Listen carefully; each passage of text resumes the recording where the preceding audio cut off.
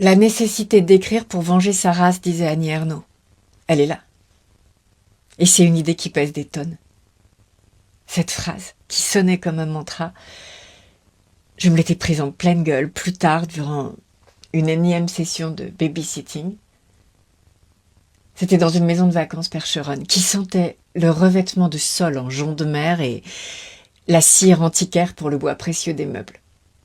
Aujourd'hui encore, j'arrive à chiffrer le compte en banque d'un individu à l'odeur de sa maison. Et, suivant cette échelle toute personnelle, l'effluve de jonc de mer mêlé à la cire, c'est le pire. Cette famille portait cette odeur. Assise, dans la pénombre de la suite parentale, tandis que les enfants dormaient déjà, je venais de passer en revue la vaste bibliothèque, que j'avais pas chez moi, mais que j'aurais plus tard, je m'en étais fait la promesse. J'aimais découvrir ce que ça lisait, un riche. C'était alors des piles de livres neufs, même pas cornés, à peine ouverts. C'était la dernière nouveauté achetée plein pot dans une librairie du 5e de Paris. Garder les enfants de bourgeois m'offrait l'accès à cet univers, le temps d'une nuit. Une fois les enfants endormis, je prenais possession des lieux.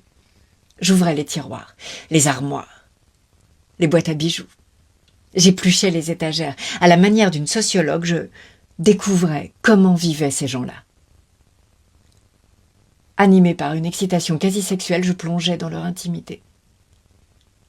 Annie Ernaux siégeait sur bon nombre d'étagères. C'était curieux. Cette fille de pauvre qui écrivait si bien. Elle était la jonction entre les deux mondes. Donnait à voir la vie prolétaire à une tranche sociale qui ignorait tout d'elle.